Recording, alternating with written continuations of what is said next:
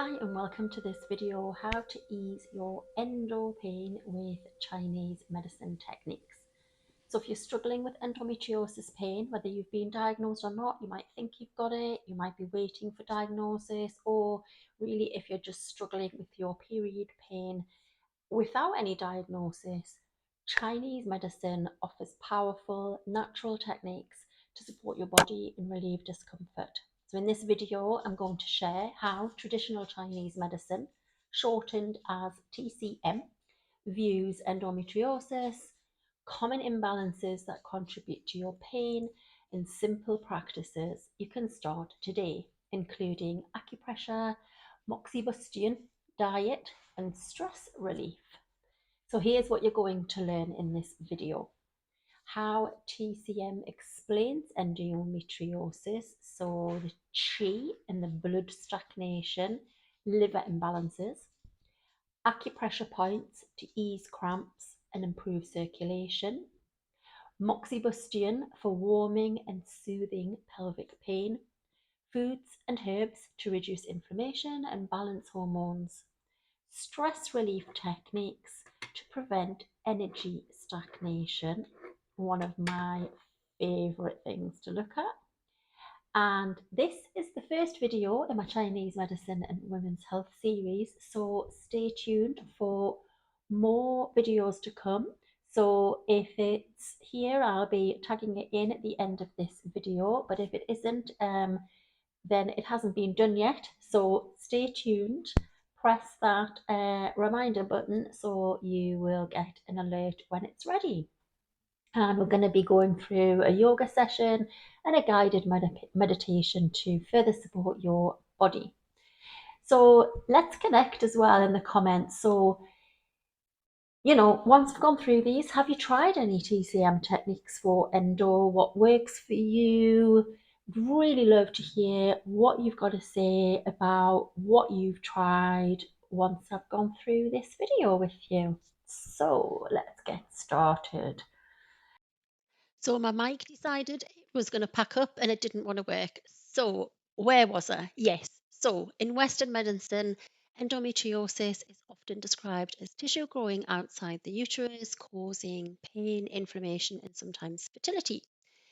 But in traditional Chinese medicine, we look at things a little differently. So instead of focusing just on physical tissue, we look at energy flow, or you may know it as Qi, QI, and how imbalances in the body lead to pain and stagnation.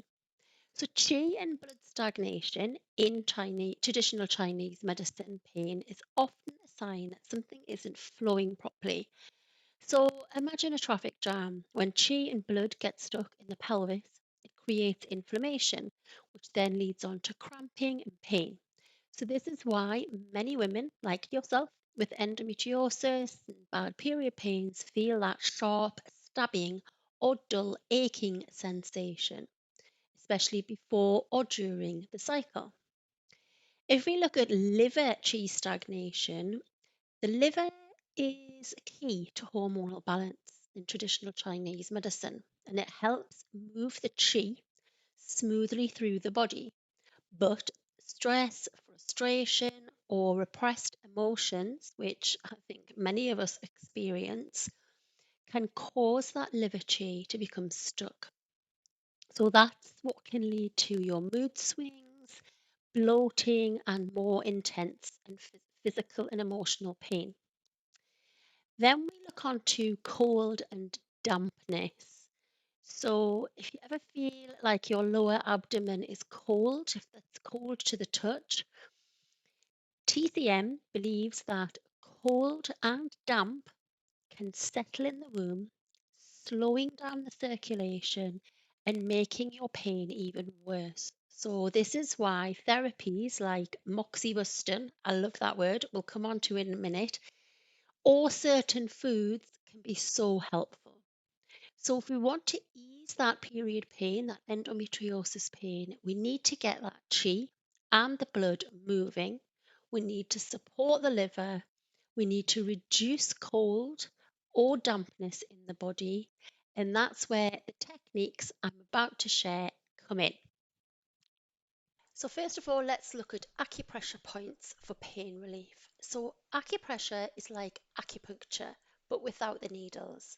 So by pressing on specific points, we can help move stuck qi and blood, reduce inflammation and calm the pain. So let me show you three key points to focus on. So number one is SP6, the women's health point. So located on the inside of the leg, about 4 finger widths above the ankle bone. So massage for 1 to 2 minutes to relieve your cramps, regulate the cycle and support overall hormonal balance. The second one is LV3, the liver chi mover. So this is found between the first and second toe, a couple of inches up from the webbing. So this helps to ease that stress, reduce that bloating and improve your mood, especially if you feel frustrated or irritable before your period. Then we move on to the third one, which is CV6, the energy and circulation booster. So located about 2 fingers below the belly button, apply gentle pressure here to help warm the womb, support digestion, and boost that overall energy. So try massaging these points daily, especially in the week leading up to your period. So then we get on to the Moxibustion, the warming of the womb. So I love this word, Moxibustion. So what is it all about?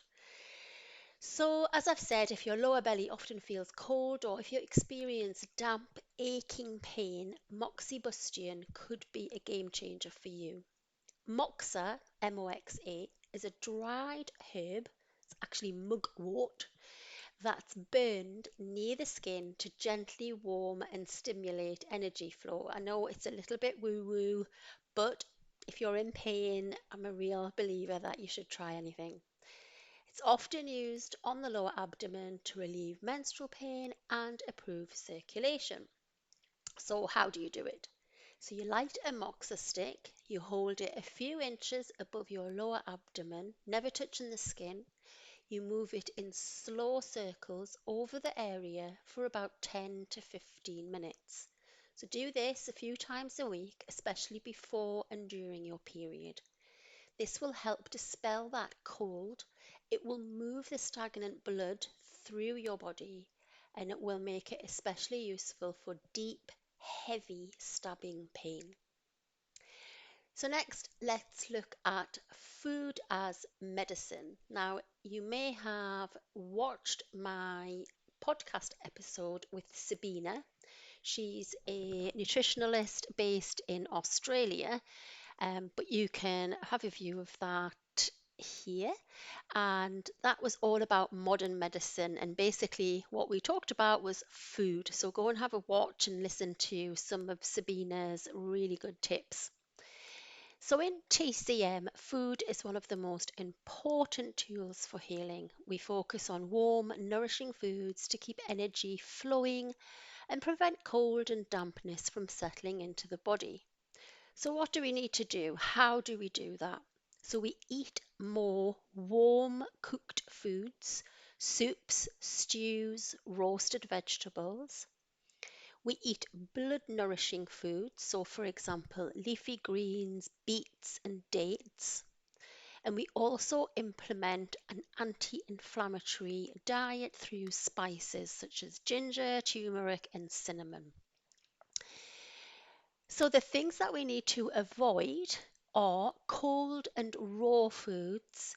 Now, I do have an opinion on this that I think it's okay to add these in at certain times of the month, but I would say that just before your period and during your period, take this rule of thumb. So, cold raw foods, smoothies, salads, iced drinks, especially in the winter. Dairy and refined sugar, that can really increase that dampness, which in turn increases that inflammation. And then processed or greasy foods, which we all know processed greasy foods is just so not good for us. It slows the digestion down and it creates more stagnation in the body. So simple changes like swapping your morning smoothie for some warm porridge perhaps can make a massive difference. You can check out my ebook, which is available on my website, Flow and Nourish, and there's some really interesting information in there for you. So let's move on to our next hack. So that's gentle movement and stress relief.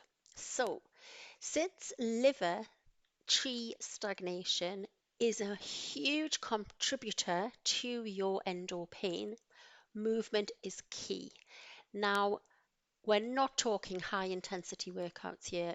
Like even going for a run is probably too much because it actually depletes your energy. And instead, what we want to nurture that energy in the body. So, gentle yoga, maybe gardening or going for a gentle walk, anything that's moving the body in a mindful way. Maybe swimming could be good for you. We then move on to breath work for stress and pain. So the liver is really, really sensitive to stress, and I don't really think we touch much on the liver in our overall health. So finding ways to calm the nervous system down, which in turn will calm your liver down, is truly uplifting. So belly breathing or simply exhaling with a focused breath. So, really nurturing that breath as you exhale. You know, we don't think about breathing because we just do it naturally. But when you think about it and you control it, you will feel the tension release and the cramps relieving. So, to recap, we've looked at acupressure, Moxibustion, warming foods, and gentle movement. All of those can ease that endo pain and support your hormonal balance. So I'm excited to know which one you might try. So if you have tried any of these techniques, do let me know which you've tried, what you gained from it. If you're excited to try one of them that you haven't tried, do let me know too. I'd love to hear from you. This will help me to create more videos for you on specific areas. If there's something that, if you want more information on the actual acupuncture points or anything else that you feel would be useful for me to go into more detail for you, I'd love to hear from you. So I hope this video has given you some new insights and practical tools to help ease your endo pain using Chinese medicine. So remember, healing is a journey, and small, consistent changes can really make a difference over time. So if you'd like to support my channel and help me keep creating free content like this, you can now buy me a coffee. Or if you've been watching my previous videos, adaptogenic coffee is my style. So using the link below, and every little bit goes a long way in helping me share more wellness tools with women just like you. So sending you lots of love and healing and Chinese medicine therapy at home relief. See you in the next video.